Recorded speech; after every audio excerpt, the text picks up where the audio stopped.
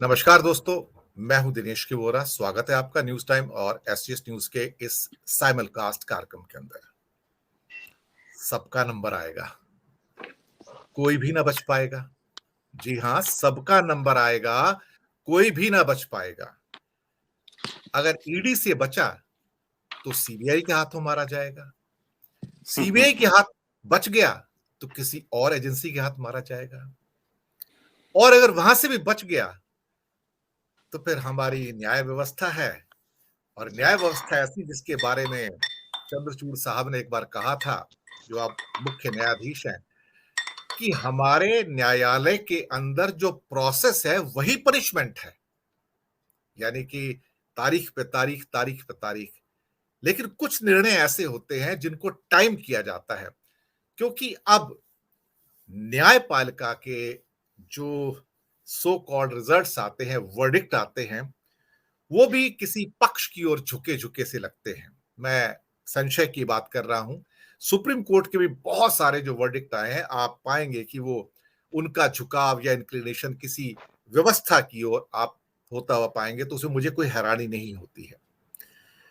अगर राहुल गांधी को भी सजा दे दी गई है, नॉर्मली होता क्या है कि कानून के अंदर हमने ये पाया कि जो मैक्सिमम स्टिपुलेटेड सजा होती है किसी एक गुनाह के लिए, वो तब तक नहीं दी जाती जब तक वो गुनाह अपने मैक्सिमम मैग्नीट्यूड तक नहीं पहुंचता है। क्योंकि मैंने भी क्या क्या है कि व्यवस्था में रह के अदालतों से बहुत क्लोज मेरा इंटरेक्शन रहा है। अगर किसी एक गुनाह के लिए 7 साल की मैक्सिमम सजा दी जा सकती है, तो जब तक उसका मैग्नीट्यूड बहुत बड़ा ना हो, सीरियसनेस बहुत बड़ी ना हो, तो सपोज करो 7 साल की सजा है तो 7 साल की सजा नहीं दी जाती, 4-5 साल की ही सजा दी जाती है। अभी जो राहुल गांधी का गुनाह था, उसमें जो मैक्सिमम सजा है वो 2 साल थी, और इस सीरियसनेस को देखे बिना 2 साल की पूरी सजा सुना दी। खैर, अभी जुडिशरी के वर्डिक्ट पे तो हम कुछ नहीं कहेंगे। अब आजकल कुछ कहना भी बहुत गुनाह हो गया है, क्योंकि व्यवस्था के खिलाफ बोलो तो गला घोंट देते हैं, किसी व्यक्ति के खिलाफ बोलो तो गला घोंट देते हैं, व्यवस्था के प्रिय किसी उद्योगपति के खिलाफ बोलो तो भी आपका गला घोंटने की तैयारी है।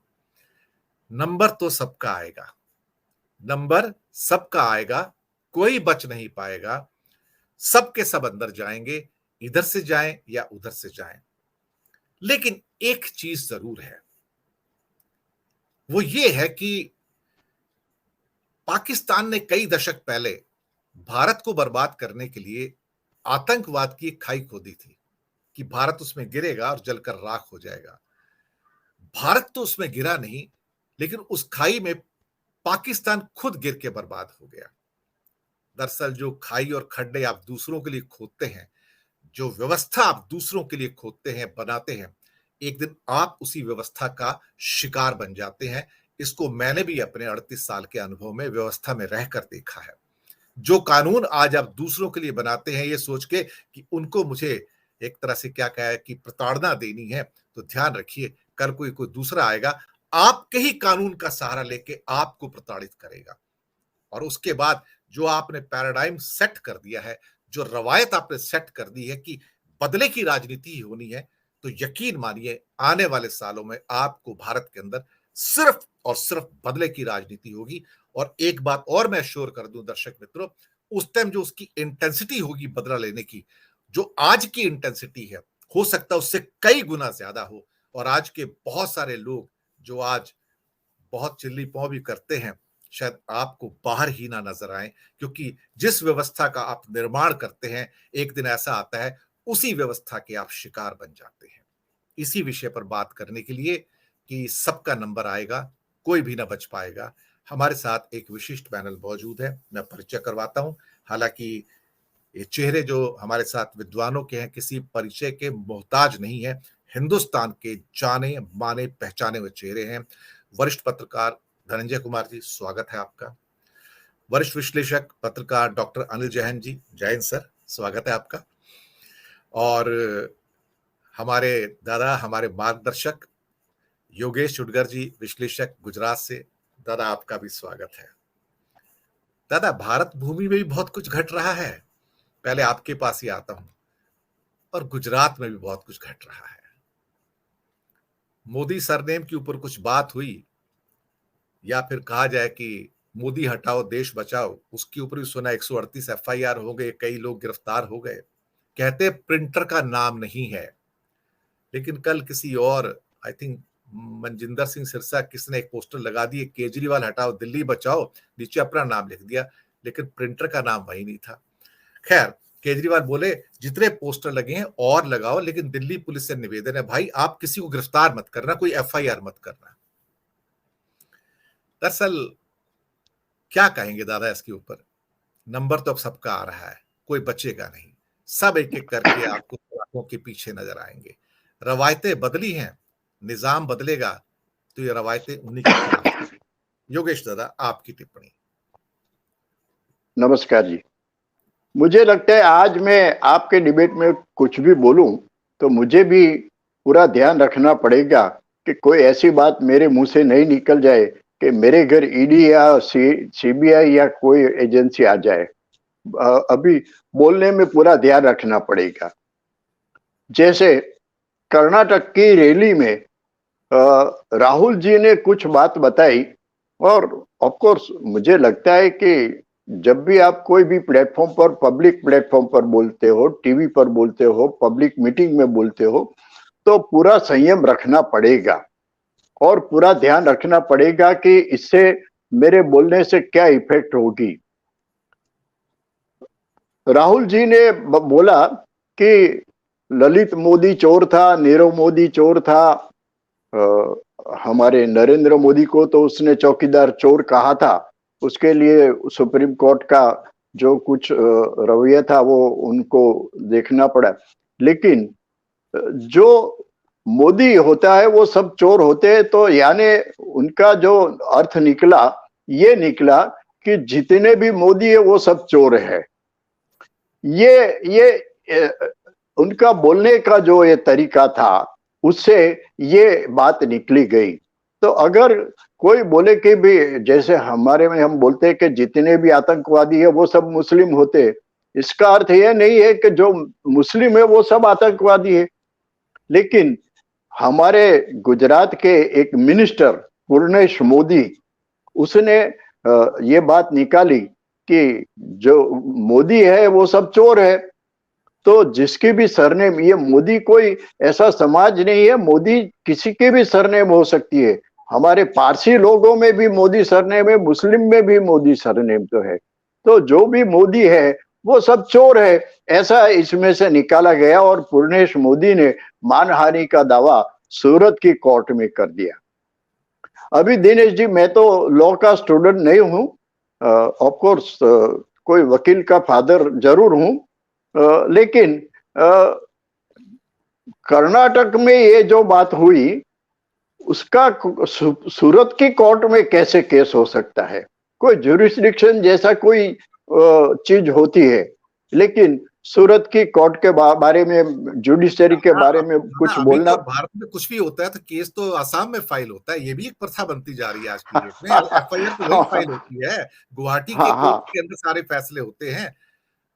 मैं क्या कहूँ इसकी ज्यादा, अभी आप खुद ही अंदाजा लगा लीजिए। हाँ, तो ये सूरत की कोर्ट ने शायद उसके बारे में कुछ देखा होगा, सुना होगा। उसके बारे में मेरा बोलना कोई ठीक बात नहीं है, लेकिन कोर्ट में केस चला 2019 का 2019 13 अप्रैल में ये स्पीच दी गई थी। इसका केस अभी चला। राहुल जी को समन्स भेजा गया, वारंट भेजा गया, वो हाजिर हुए नहीं हुए, लेकिन कल वो हाजिर भी हो गए। तो सूरत की कोर्ट ने इसके बारे में राहुल जी को सुनना चाहिए था। राहुल जी क्या बात करते वो भी सुनना था, वो सुना नहीं सुना, वो कोर्ट की कार्यवाही के बारे में हम नहीं बोलेंगे। लेकिन 2 साल की उसमें मैक्सिमम, आपने बताया ऐसे मैक्सिमम जो सजा होती है 2 साल की, वो सुनाया गया और 15,000 रुपए का उसके पर फाइन लगाया गया। ये ऐसा राहुल जी ने क्या कह दिया कि जिससे इतनी बड़ी सजा? राहुल जी जैसे, राहुल जी कोई ऑर्डिनरी सिटीजन तो है नहीं। ऑफ कोर्स हमारा लॉ कोई भी सिटीजन हो इसके लिए सब बराबर के लिए है, फिर भी को ध्यान रखना चाहिए था कि एक बड़ी पार्टी के बड़े लीडर है। फिर भी चलो ये तो सजा सुनाई गई। अभी ये सजा सुनाई गई तो आज अभी मैं टीवी में देख रहा था कि गुजरात में या कहीं दिल्ली में कहीं कहीं और जगह पर कांग्रेस के लोगों ने बड़े धरना किए, बड़े देखाव किए। लेकिन मुझे ये समझ में नहीं आता है कि कांग्रेस ये देखाव किसके बारे में कर रहे हैं, धरना किसके बारे में। वो भाजपा ने तो ये सजा नहीं सुनाई है। हाँ, भाजपा के कोई मेंबर ने केस किया था, वो सही बात है। लेकिन आप जो कर रहे हैं, अभी विरोध कर रहे हैं, वो जुडिशरी के सामने कर रहे हो, ये एक हकीकत है। तो कांग्रेस मुझे समझ में नहीं आता है कि बार बार ऐसी भूलें क्यों कर रही है। 1977 में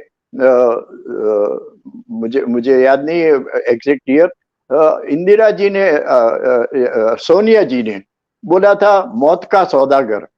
तो ऐसे जब ये शब्द यूज किए जाते हैं, उसको फायदा भाजपा को ही होता है। और भी कई बातें हैं जिसने कांग्रेस ने की थी, उसका फायदा मोदी को मिला था। और मोदी तो क्या है, आफत को अवसर में पलटाओ, ऐसे उसकी फॉर्मूला है। तो अभी ये राहुल जी को जो 2 साल की सजा हो गई, सजा ठीक है नहीं है, वो ऊपरी कोर्ट में जाएंगे, सेशंस कोर्ट में जाएंगे, हाई कोर्ट में जाएंगे, सुप्रीम कोर्ट में जाएंगे, उसका डिसीजन होगा। लेकिन इसका फायदा भाजपा को मिलता है। तो ये कांग्रेस को सोचना चाहिए कि हम क्या स्टेप ले रहे हैं पॉलिटिकली। कांग्रेस का स्टेप ऐसा होता है कि भाजपा को फायदा होता है। और मैंने कई भाजपा के लीडर से बात की है, तो वो लोग चाहते हैं कि राहुल गांधी को कांग्रेस का प्रेसिडेंट बना रहना चाहिए ताकि भाजपा को फायदा मिले। ये एक हकीकत है कि भाजपा की ऐसी स्ट्रेटेजी रही है कि राहुल आगे रहे। खड़गे जी को भले प्रेसिडेंट बनाया गया, लेकिन लीडर तो राहुल जी रहेंगे ताकि भाजपा को कोई फायदा हो। ये मैं बात कर रहा हूँ अंदर की बात जैसी है, बिहाइंड द कर्टन, लेकिन ये एक हकीकत है। अच्छा, अभी दूसरा सवाल ये हुआ कि सूरत का कल का जो जजमेंट आया, ऑफ कोर्स वो गुजराती में था, उसका ट्रांसलेशन होगा, सब लीडर लोग उसको ठीक से पढ़ेंगे। लेकिन अभी सवाल ये हुआ है कि 2 साल की सजा होने से राहुल जी का सभ्य पद, पार्लियामेंट का मेंबरशिप चालू रहेगा या नहीं रहेगा। रिप्रेजेंटेटिव कोड जो है उसकी 8B और 8C कलम में ऐसा है, 2 साल या उससे ज्यादा किसी को सजा होती है तो वो उसका MLA या MP का सभ्य पद जो है वो रद्द हो जाता है। इसके पीछे की एक बात मैं बताऊं कि मनमोहन सिंह जी ने एक वटहुकम अध्यादेश बाहर निकाला था कि 2 साल के बदले 5 साल की सजा होनी चाहिए। 5 साल से ज्यादा हो तभी ये नियम लागू पड़ेगा। लेकिन राहुल जी ने खुद ने, उनकी सरकार होने के बावजूद, ये अधिनियम को उन्होंने पब्लिक में उसको फाड़ दिया था, टीवी कैमरा के सामने उसको फाड़ दिया था। तो फायदा क्या हुआ वो एक्शन से कि 5 साल के बदले 2 साल की सजा कायम रही और 2 साल वाला नियम रहा, वो 5 साल वाला फिर वो जो अधिनियम है वो कैंसिल करना पड़ा। तो राहुल जी ने खुद ने अपने पांव पर कुल्हाड़ी लगाई।